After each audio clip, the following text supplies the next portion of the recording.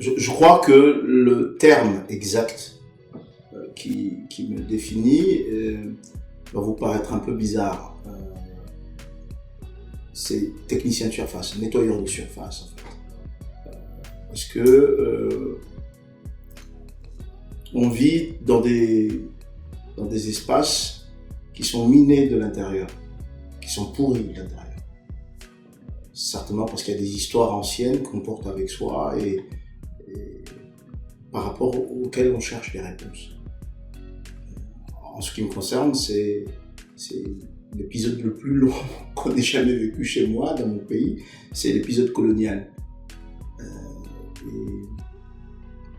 Cette expression que je disais pour rigoler il y a quelques années, parce que j'ai fait 50 000 métiers différents et ça m'embêtait de devoir toujours répondre à cette question, mais tu fais quoi?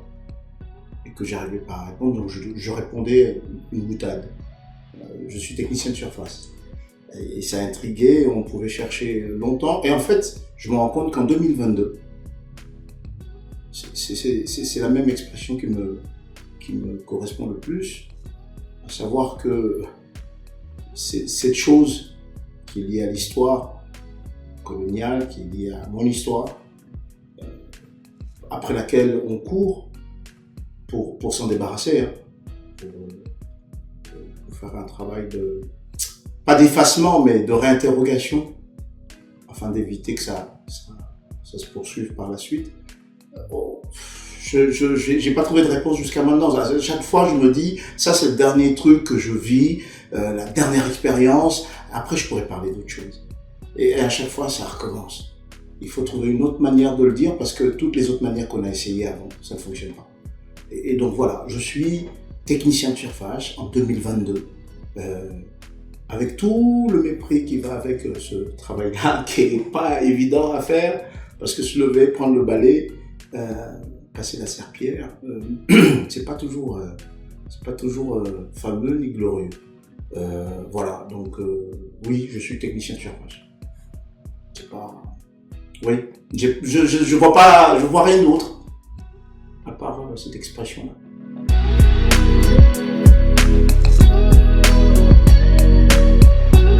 Si c'est l'écriture, je la pense au sens le plus large possible. C'est-à-dire que d'abord j'ai eu à travailler à la radio, donc on a une écriture radiophonique que j'utilise dans les installations que je fais. Lesquelles installations dans lesquelles on trouve de la photographie, de la vidéo. Donc j'ai envie de dire oui, l'écriture, mais au sens le plus large possible, c'est-à-dire c'est pas seulement mon clavier d'ordinateur sur lequel je tapote, mais cette écriture sort aussi du monde auquel j'appartiens au monde de la nuit, l'oralité, cette chose que l'on pense à chaque fois maîtriser mais qu'on ne maîtrise pas beaucoup. Parce que à chaque fois c'est un renouvellement, ça va au-delà d'un livre. Un livre ça rassure, vous arrivez à un point, les gens vous disent c'est bien, merci, même si vous n'êtes pas content, mais on le publie tel quel, vous pouvez pas reprendre votre ouvrage le lendemain, sortir une nouvelle facture, alors que la parole, c'est gênant quand on arrive et qu'il faut à chaque fois se reconstituer à travers elle, reparler de soi. Et donc oui, au sens le plus large, j'utilise toutes les formes possibles. By any means necessary, ça c'était ma phrase favorite à une époque. C'est une phrase que je piquais au Black Panthers et j'ai appris il n'y a pas longtemps qu'en fait, elle aura été soufflée par un Comorien, Babou, qui vient juste à côté de chez moi. En fait, vraiment, il vient de la même maisonnée que mon grand-père, qui a été un des théoriciens de la révolution de Karume à Zanzibar. Et quand ils se sont rencontrés à Accra, je crois, avec les Black Panthers, il leur a soufflé cette phrase qui, à travers eux, est arrivée jusqu'à moi. Ça va faire feu de tourbois, si possible, pour arracher sa place.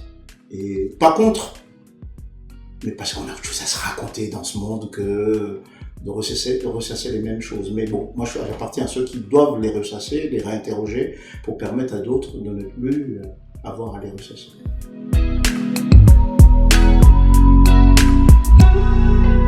Je viens de commencer ce travail, j'ai du mal à en parler, mais oui, c'est l'histoire d'un prisonnier blanc qui à un moment donné se retourne vers ses geôliers, dit « je suis blanc et je vous merde ». Mais c'est aussi l'histoire d'un monde dans lequel tout le monde cherche son blanc. Je crois que c'est Glissant qui parlait de l'Occident comme étant un projet, mais comme étant un projet. Mais au-delà, on se rend compte à travers mon histoire, je suis en train d'écrire, c'est pas tout à fait très clair dans ma tête, que finalement chacun parle du blanc, mais du sien propre, qui n'est pas forcément celui du type d'à côté. En gros, il y a 5 personnages qui se retrouvent dans ce projet. Il y a effectivement un blanc qui est suspecté du pire, qui se retrouve dans une geôle. On pense qu'il est espion dans un moment de déstabilisation politique dans un pays qui aurait pu être le mien, les Comores donc. Et très vite, il se retrouve devant un inspecteur qui est persuadé d'avoir enfin trouvé la clé à toutes les persécutions vécues colonialement dans son pays. Il a trouvé son blanc. Sauf qu'arrive une fille de joie pour qui ce blanc-là, il fallait pas le garder en cellule, il fallait le relâcher parce que c'est le gars qui va le sortir de ce trou. Bien entendu, on parle pas du même blanc là. Et pour espérer qu'on la comprenne, insiste pour dire c'est normal. Le vrai blanc ici, c'est le commissaire à qui j'appartenais, à qui je n'appartiens plus, puisque désormais j'ai choisi de suivre le blanc. On se perd dans les blancs dont je parle ici.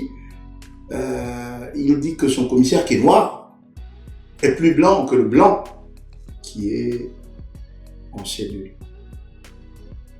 Et donc on apprend qu'elle était la protégée du commissaire et qu'en fait, c'est par jalousie que ce commissaire l'aurait mis en prison. Là-dedans, il y a une espèce de personnage qui lui arrive à faire la somme de tout ça et à expliquer que blanc n'est pas blanc, puisqu'après tout, nous parlons de blancheur, non pas de couleur, mais d'un projet. Dans lequel peut-être ce blanc-là qui est en prison n'est pas forcément concerné. Quoique, à la fin du projet, j'espère, mais il peut me perdre le projet, j'espère pouvoir rappeler que blanc reste blanc, c'est-à-dire qu'au final, il sortira, on saura que c'était un espion. Mais tout ça pour dire que, à un moment où on parle beaucoup d'invisibilisation, de la question noire, c'est bien aussi de se poser la question de ce que l'on entend par blanc et de remettre quelques pendules à l'heure. Mais peut-être que j'y arriverai pas, hein. C'est juste un projet pour moi aussi. Je cherche. Mais c'est vrai que pour moi, un noir américain, ça peut être très drôle de le dire, mais c'est un blanc quand il arrive chez moi. Et que moi-même, en arrivant chez moi, il peut y avoir d'autres gens qui vont considérer que je suis plus blanc que je ne le laisse croire. Donc ça m'intéresse de cheminer vers cet endroit-là, mais je ne sais pas ce qu'il en sortira. C'est un processus d'écriture dans lequel je m'invite et puis on verra.